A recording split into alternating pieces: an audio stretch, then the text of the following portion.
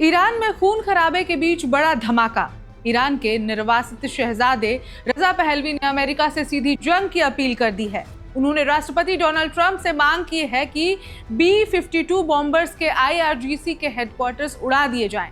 Pahlavi का आरोप है कि ईरान में सरकार ने प्रदर्शनकारियों पर बेरहमी से गोलियां चलाई, सैकड़ों लोगों की हत्या हुई, फांसी दी जा रही है और पूरे देश में इंटरनेट ब्लैकआउट लागू है।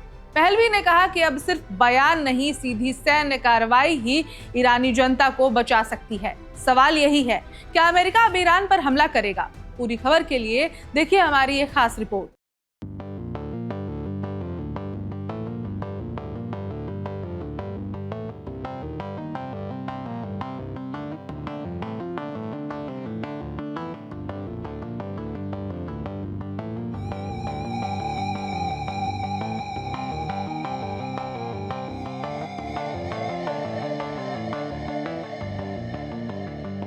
राष्ट्रपति ट्रंप को ईरानी शासन को अपने ही लोगों का नरसंहार करने से रोकने के लिए निर्णायक सैन्य कार्रवाई करनी चाहिए।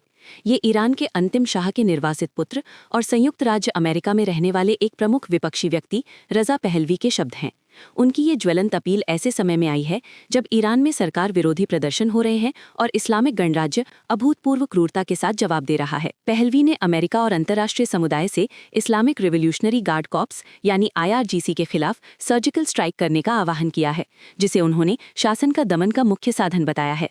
IRGC ईरान की अर्धसैनिक रीढ़ है। उनका तर्क है कि IRGC के कमांड स्ट्रक्चर और संपत्तियों को बेअसर करने से सरकार की घातक कार्रवाई कमजोर हो सकती है, लोगों की जान बचाई जा सकती है और बिना पूर्ण युद्ध के इसके पतन की गति तेज हो सकती है। ईरान में अशांति दिसंबर 2025 के अंत में शुरू हुई, जो आर्थिक पतन, अनियंत्रित मुद्रास्फीति और रियाल के अपना लगभग आधा मूल्य खोने के कारण हुई थी। विरोध प्रदर्शन तेजी से सभी 31 प्रांतों में फैल गया, जिसमें नागरिक शासन के खिलाफ नारे लगा रहे थे, 1979 से पहले के प्रतीकों को लहरा रहे थे और पहलवी के लिए अपना समर्थन व्यक्त कर रहे थे। सरकार की प्रतिक्रिया त्वरित और क्रूर थी। राष्ट्रव्यापी इंटरनेट ब्लैकआउट, बड़े पैमाने पर गिरफ्तारियां, फांसी और घातक बल के प्रयोग से कथित तौर पर हजारों लोग मारे गए। जनवरी 2026 की शुरुआत में पहलवी द्वारा सार्वजनिक रूप से समन्वित राष्ट्रव्यापी प्रदर्शनों के आह्वान के बाद हिंसा चरम पर पहुंच गई। पहलवी इस बात पर जोर देते हैं कि शासन अपने आखिरी पड़ाव पर है और अमेरिका के पास निर्णायक समर्थन के लिए एक दुर्लभ अवसर है। 9 फरवरी 2026 को ह्यू हेविट के एक रेडियो साक्षात्कार में उन्होंने सैन्य हमलों के अपने आह्वान को दोहराया और चेतावनी दी कि देरी से और अधिक रक्तपात हो सकता है, और यहाँ तक कि उन्होंने इसे एक नरसंहार की शुरुआत बताया। उन्होंने अमेरिकी हस्तक्षेप को निहत्थे प्रदर्शनकारियों और भारी हथियारों से लैस राज्य बलों के बीच समान अवसर प्रदान करने के लिए आवश्यक बताया और इसे ट्रंप के उस पहले के वादे से जोड़ा कि मदद आ रही है। राष्ट्रपति ट्रंप ने सार्वजनिक रूप से बहुत कड़ी कार्रवाई की धमकी दी है यदि हत्याएं जारी रहती हैं, लेकिन उन्होंने ईरान के भीतर समर्थन जुटाने की पहलवी की क्षमता पर संदेह भी व्यक्त किया है। अभी तक किसी भी प्रत्यक्ष हमले की पुष्टि नहीं हुई है, भले ही इस क्षेत्र में अमेरिकी बेड़े की आवाजाही और ओमान द्वारा मध्यस्थता वाली अप्रत्यक्ष परमाणु वार्ता समानांतर रूप से चल रही हों। आने वाले सप्ताह ईरान के भविष्य को आकार दे सकते हैं। IRGC नेतृत्व पर लक्षित हमलों से प्रदर्शनकारियों का हौसला बढ़ सकता है, शासन के प्रति वफादारी में दरार आ सकती है और लोकतंत्र की ओर संक्रमण तेज हो सकता है, जिससे संभवतः पहलवी एक केंद्रीय व्यक्ति बन सकते हैं।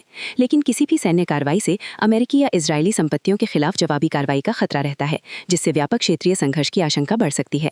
हस्तक्षेप के बिना शासन अस्थायी रूप से विद्रोह को दबा सकता है, हालांकि अंतर्निहित शिकायतें फिर से उभरने की संभावना है। पहलवी के व्यापक दृष्टिकोण में शासन पर अधिकतम आर्थिक दबाव, स्टारलिंक जैसे उपकरणों के माध्यम से मुफ्त इंटरनेट एक्सेस, राजनीतिक बंदियों की रिहाई, शासन के राजनीतिकों का निष्कासन और संक्रमणकालीन अधिकारण की अंतर्राष्ट्रीय मान्यता शामिल है। उनकी तत्काल अपीलें केवल भाषणबाजी से कहीं अधिक हैं। वे कार्रवाई का आह्वान, एक चेतावनी और दुनिया से ईरान के संकटग्रस्त नागरिकों का समर्थन करने की विनती है। विरोध प्रदर्शनों को दबाया जा सकता है या वे शासन के पतन की आग भड़का सकते हैं। अब सवाल बड़ा है, क्या अंतर्राष्ट्रीय समुदाय कार्रवाई करेगा या रक्तपात जारी रहेगा? Subscribe to One India and never miss an update. Download the One India app now.